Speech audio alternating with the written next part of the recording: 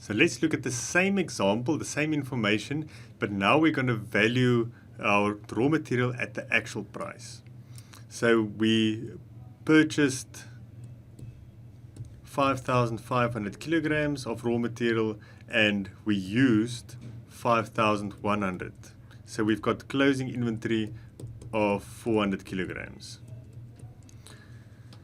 So let's draw the company. So the truck comes in, that's this from the suppliers. They deliver 5,500 kilograms at the actual price, always at the actual price. They don't care about our standard costing system. And that was at 220. So a total of 12,100.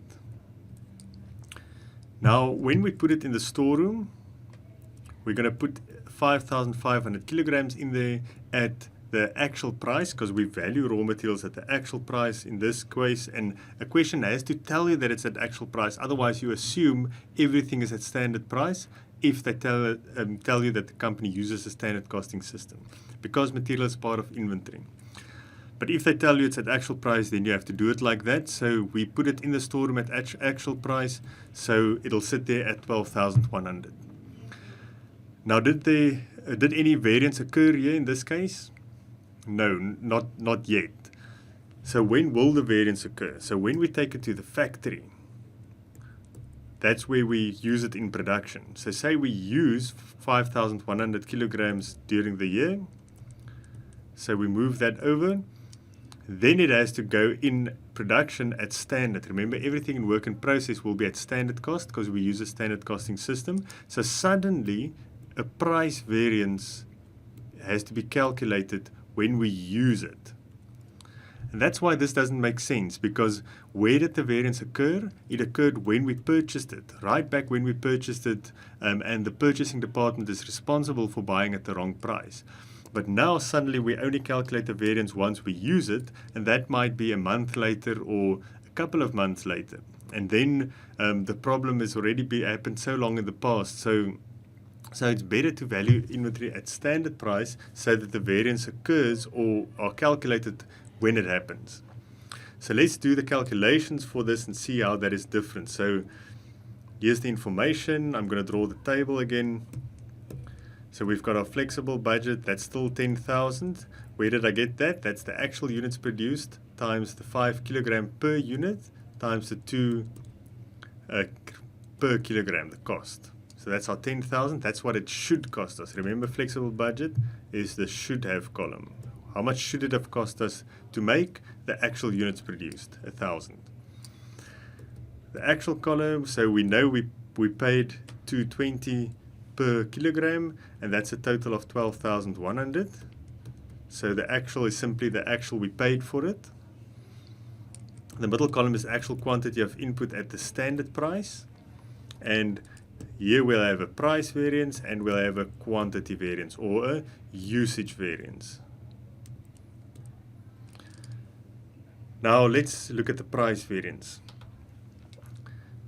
So remember, the price variance now occurs when we use the material or when we issue it to production. It doesn't occur when we buy it immediately. So that doesn't mean there is no price variance. There has to be a price variance because we paid 220 per kilogram and it should have been 2 per kilogram. So there must be a price variance.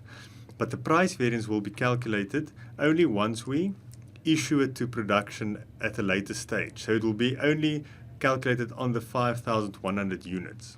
And that's what we need to take into account here. So we will, in the actual column, then say, okay, 5,100 kilograms were used at, and then this is still the actual column, so at 220. So this would equate to 11,220. So that's our actual, that's the kilograms used at the actual price. And in the middle column, we can have the kilograms used at the standard price. So that would be the 10,200. And now we can calculate the price variance. And if you look carefully, we actually said it's the standard price less the actual price multiplied by the actual quantity used. So that's the difference between valuing raw material at actual price versus the standard price. It's based on the actual quantity used. And that would be 1,020, and it's unfavorable because we paid more than what we should have paid for. It's the price variance, so we look at the price only. You can see the usage is the same, it's only the price that differs.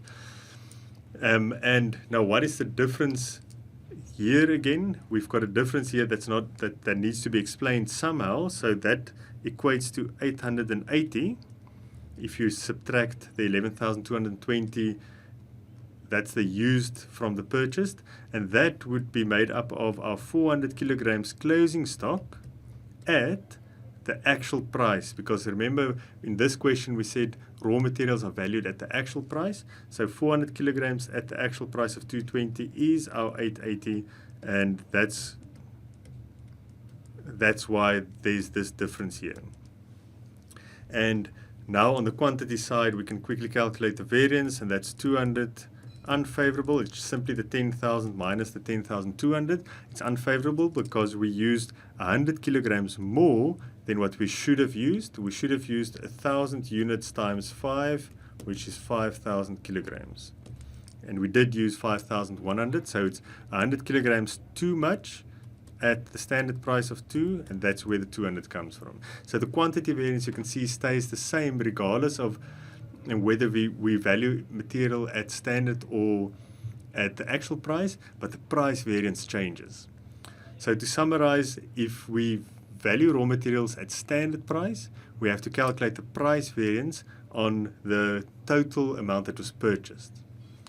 If we value raw materials at actual price, and the question has to tell you that, then we calculate the price variance based on the actual kilograms that were used.